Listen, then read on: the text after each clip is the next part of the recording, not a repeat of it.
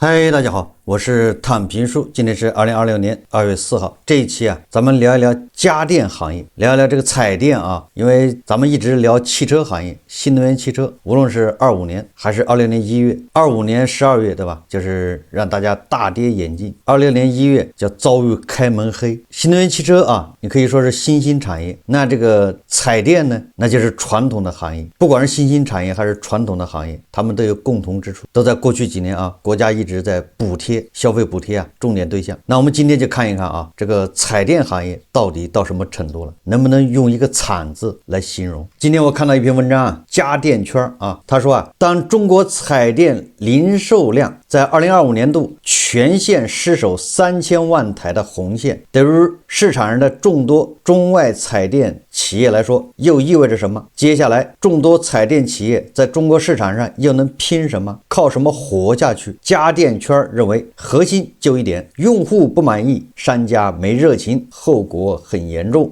一轮属于彩电企业的漫长寒冬季真的来了，也就是寒意严寒，对吧？已经笼罩了家电行业。用数字说话，奥维云网最新推总数据显示，2025年中国彩电零售量仅有2763万台，同比下滑 10.4%， 首次失守3000万台大关，并创下近10年来彩电零售量的最低纪录，比去年比2024年再次下滑 10%。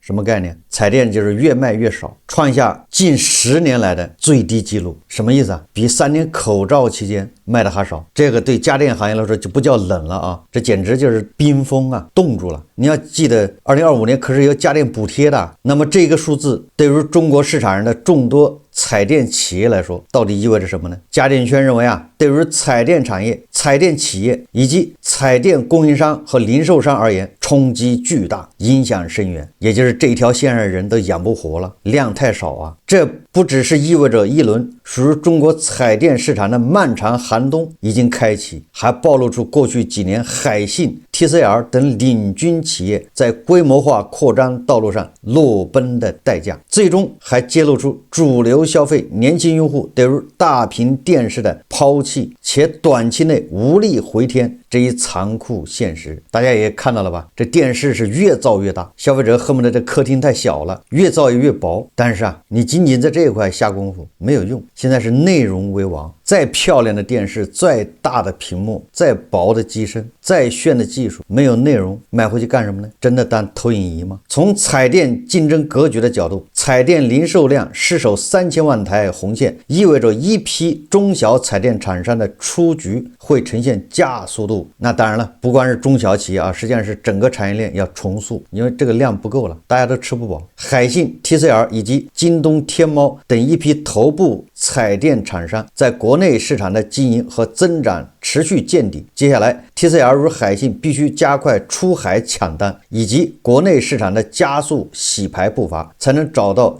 活下去的出路。而京东、天猫们只能在渠道内部持续内卷、挤压并抢夺其他中小商家的生存空间，也就是全产业链都要内卷，因为这是个存量市场，而且这个存量还在萎缩。那这个血战血拼它的残酷程度大家就能想象否则业绩下滑必然引发商家和市场的连锁反应，所以彩电市场的恶斗已经无法避免，也就2026年这个内卷会继续加剧。从彩电市场经营的角度，电视零售量连续10年下跌，且毫无悬念地跌破行业警戒线，说明海信、TCL 等领军彩电企业战略的败局。多年来，家电企业一直困入价格、成本、技术概念支撑下的规模化扩张，面对年轻一代消费者多变的生活娱乐方式和需求，毫无应对办法。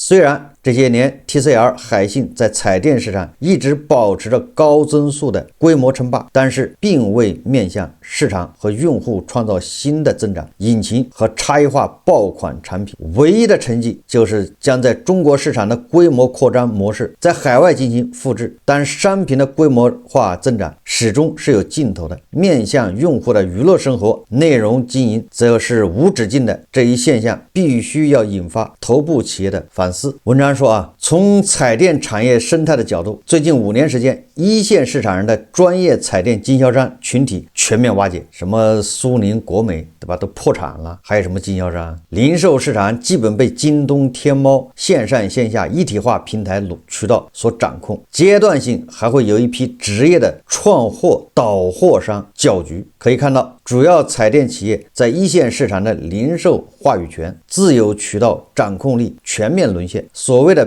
功能性、差异化、场景化彩电产品，基本由京东、天猫等强势渠道反向定制和掌控。彩电企业按照惯性在显示技术上自娱自乐的，并孤芳自赏，无视消费者的需求和痛点，连开机广告和影视内容都变成了隐藏的利润，根本不掌握经营用户的手段和主动权。这些彩电企业基本上也是自取灭亡啊！当前这一局面的出现，在家电圈看来，对于彩电产业及彩电企业而言，必须要发起战略性的反思与复盘。这个没有用啊，你反思复盘都没有用，这是一个时代的结束啊！彩电作为一个终端啊，完成了自己的历史使命，它以后也只能作为一个终端，而且是个辅助。客厅里摆个电视，纯粹是个摆设，人们打开它的次数是越来越少，打开它的频率越来越低。归根结底就是流量流量都在往手机转移，手机上是往个别 APP 转移，呈现这么个局势。所以说看不清这个，还妄图在彩电这儿加大投入下功夫的，那就是叫逆水行舟啊，那叫想逆风飞扬。无论是企业还是产业，要顺应潮流，应该正视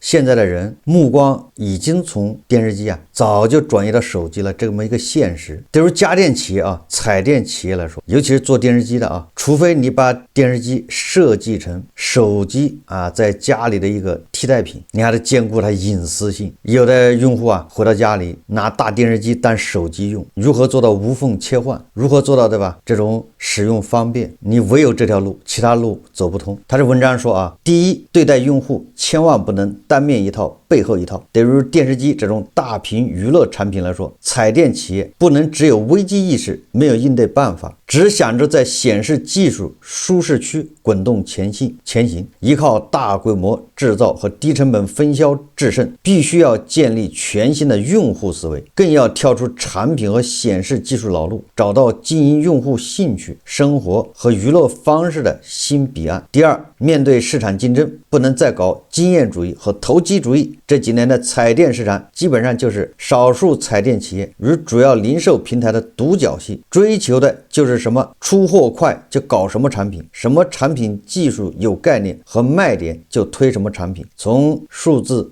游戏电视、闺蜜机到巨幕电视，追求永远是数量，而不是用户的体验与商品的场景价值。如今，电视作为家电行业最早智能化的产品，如今却成为家庭智慧生活的弃子，失去了原有的家庭 C 位这一点要正视什么叫正视就是说电视机作为家庭的 C 位，这个年代已经一去不复返。如果还想让电视机回到 C 位，那叫逆潮流而动。已经开启的2026年市场竞争大赛，对于彩电产业而言，当很多人惊讶于索尼选择将全球彩电业务与 TCL 合作，组建合资公司，实现了这一重资产的轻量化处理。很多人认为这是日本彩电产业全面溃败和中国彩电产业的全球称霸，实则却是全球彩电产业硬件业务的式微，特别是年轻消费需求下滑，利润微薄。对于用户来说，当显示终端越来越多样化，为什么要死守大屏电视？对于索尼来说，显示设备早已同质化、标准化，唯有创意与娱乐内容更具性价比和价值成长空间。文章最后说2025年国内彩电市场零售量跌破3000万台，只有2700多万台。2026年预计还会继续下探，但是这对于彩电产业所有厂商来说并不是最坏的消息，相反可以微中反思，微中创机，这个基本是不可能的也就是我们只能得出个结论，2026年彩电行业会更惨，会有越来越多的彩电厂商破产，因为这个蛋糕它的萎缩没有办法。这个实际上跟房地产一样，你房子卖不掉，开发商就倒闭但管你是国企还是万科还是民企，你房子卖不动，这不只好关门吗？债务危机不就出来了吗？你电视卖不动，你不危机就出来了吗？你这个轿车卖不动，对吧？新能源汽车啊，1月份销量是断崖式下跌，这危机不就出来了吗？当然了，各行各业啊，还有一些不同的地方。电视机行业那是属于一个淘汰产业，它被手机给取代了，那没有办法。正好啊，这个凤凰网财经也刊登了一篇文章，它这就更有意思了，写的是一个厂商叫长虹美林，曾是一代人的家电梦，如今只剩一声叹息。也就是第一个倒下的有点规模的，很有可能就是长虹美林。这个凤凰网财经公司研究院，他这篇文章说啊，他说近日一则人事变动在家电行业激起涟漪，长虹美林。长虹是四川的啊，绵阳的吧？那个美林是安徽的啊，这两个最后恐怕是合并了，这单个谁也活不下去。四川长虹啊，以前还是很火的，它彩电嘛，后来恐怕在这个竞争的大潮中越来越掉队。美林呢也是，美林以前是做冰箱的，应该是中国改革开放啊最初做冰箱的企业之一，从国外引进的。我记得叫什么美林阿里斯顿吧，这好几十年前啊，还有叫海尔兄弟啊，那就现在的海尔啊，都是从国外引进的啊。改革开放之初，那么一个造电视机的，一个造冰箱的，两人联合，现在也不行了。一则人事变动在家电行业激起涟漪，长虹美林这家承载着中国家电业最初梦想的与荣光的民族品牌，即将迎来其首位80后董事长。据野火财经报道，2月11日，长虹美林将举行股东会选举董事，不出意外，李晓东将在春节前就出任董事长，他将是公司2000年后第8任董事长，也是首位80后掌门人。这份人事更迭背后，长虹美林正面临增收不增利的尴尬，产品质量争议困扰，以及创始人精神传承的深层拷问。凤凰网财经说啊，看懂美林沉浮，就看懂了中国家电30年。时光回溯1983年，安徽合肥在濒临倒闭的合肥第2轻工机械厂里，50岁的技术员张巨生临危受命，为了在生死线上力挽狂澜，他带领团队日夜钻研图纸与零件，甚至不惜四处举债。他们以日本三菱的技术为蓝本，奋力攻关，并将新产品命名为美林。这个名字里藏着一个朴素而宏大的愿望，要让中国的产品美过三菱。哎，原来是这么来的啊！美林原来是这么来的啊，要比三菱要美，不为人知的历史啊。当时冰箱对于绝大多数中国家庭而言，还是停留在电影里的奢侈品。当然了，那个年代看过电影的人更少。1983年嘛，能有几个人看过电影啊？张巨生敏锐地嗅到了改革开放后人民生活改善带来的巨大需求，毅然决定带领工厂转型。没有技术就去国外考察学习，没有图纸就对着进口冰箱一点一点的测绘琢磨，不就山寨吗？1984年，伴随着一条自主设计、改造、调试生产线正式启动，美林首台冰箱正式下线。值得一提的是，这也是安徽省生产的第一台电冰箱，实现了零的突破。张巨生这位美林的创始人，也因此被誉为中国冰箱工业的奠基人之一。随后的10年是美林的黄金年代，美林迅速风靡于全国，与海尔、荣升、新飞并称为中国冰箱行业的4朵金花，成为一代人关于现代化家庭生活的集体记忆。1993年，美林在深交所上市，成为安徽首家上市公司，一时风光无两。荣升冰箱，对吧？新飞冰箱，我记得这广告以前是铺天盖地啊。然而2002年张巨生退休后，美林经历了股权变更、品牌整合的曲折历程。世纪之交，中国家电业进入整合洗牌期，为应对激烈竞争，构建更完整的产业布局。2005年，在政府推动与市场选择下，美林电器正式被四川长虹纳入麾下，更名为长虹美林。这场黑白配，那个黑白配，你就是长虹是黑电，对吧？美林是白电。初衷是强联合，实现渠道、技术和供应链的协同。合并初期确实带来了一定的资源整合优势，但随着时间推移，两个体量庞大、文化各异的企业深度融合的挑战开始显现。尽管长虹美林保住了市场的主要份额，但昔日那种锐意创新、引领行业风潮的先锋形象，在消费者心中似乎逐渐有些模糊。他从那个开天辟地的破局者，变成了主流市场中中稳健的跟随者。这文章说啊，80后接手探手山芋，老牌家电掉队了。据野火财经报道啊，这个2月11日，长虹美林将举行股东会选出董事，李晓东将在春节前出任董事长。此时正值中国家电行业深度调整期，一方面国内市场从增量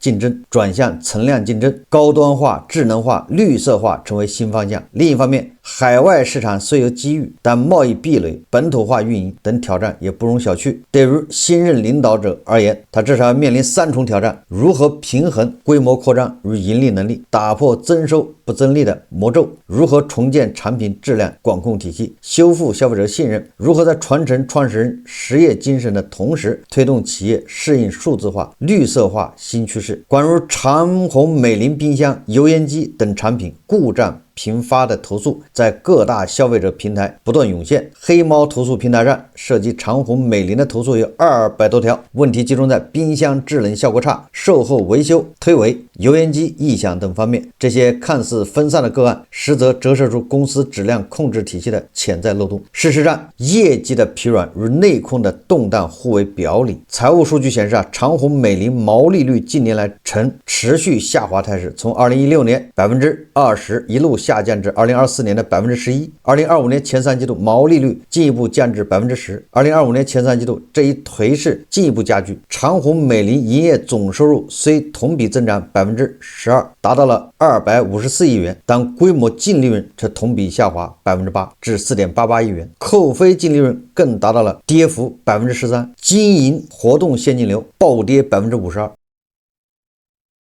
这不是要倒闭前兆吗？经营性现金流啊暴跌啊，那你就是相当于没有现金了。业绩承压之下，管理层的人事动荡也显得尤为明显。自2025年6月以来，长虹美林高层接连生变，30年激荡，昔日的4朵金花已分道扬镳，海尔已进化为全球物联网生态巨头，荣升背靠海信，稳扎稳打，守住阵地，而长虹美林却显得步履蹒跚，不仅深陷增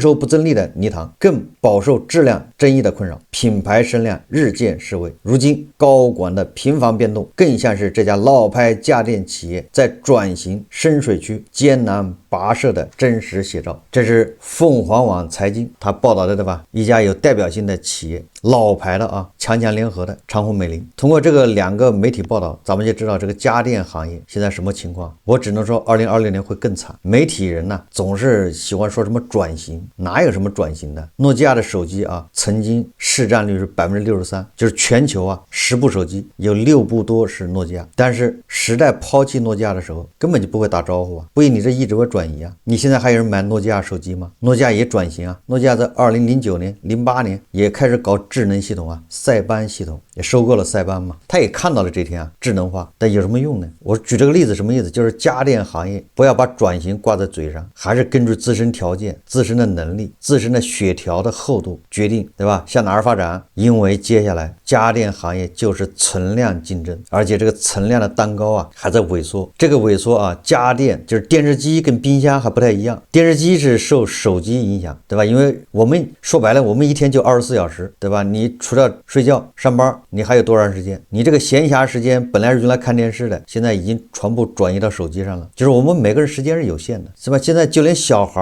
啊，3岁的小孩，你让他选，你把手机啊，你把苹果手机和电视机遥控器放他跟前让他选，他都会选手机或者 iPad， 因为他可以掌控啊，他这边瞎滑有意思啊。所以说电视机对吧，这个他遇到的困境还不太一样。那么这个冰箱遇到的困境，还有这个洗衣机啊，还有这个叫什么油烟机，这些那是跟房地产密切相关。你房子都卖不掉，这玩意儿往哪儿卖啊？对吧？房地产低迷，你这个冰箱、洗衣机、油烟机啊就一样低迷，那也是一个存量市场。这个存量市场竞争也是很残酷的，那就卷吧，卷到极致，一批一批的厂家啊要破产，加速出清，否则的话谁都没好日子过。所以我说啊，这些什么长虹美林啊，什么 TCL 啊，对吧？这些还得根据自己实际情况。这个转型不是说你对吧，在电视机这块加大研发投入什么乱七八糟的，什么渠道建设，搞那虚头巴脑的。这个转型是跨行转型，就整个的就不干这个彩电行业了。那就像诺基亚一样的，诺基亚并没有死啊，诺基亚只是手机不卖了，对吧？或者手机卖的少了。没了，但是人家的通讯，对吧？人家其他行业照样是还有它的一席之地啊。所以通过这个凤凰网财经的报道啊，这个美林冰箱啊，那确实它反映的就是一个正好是改革开放以来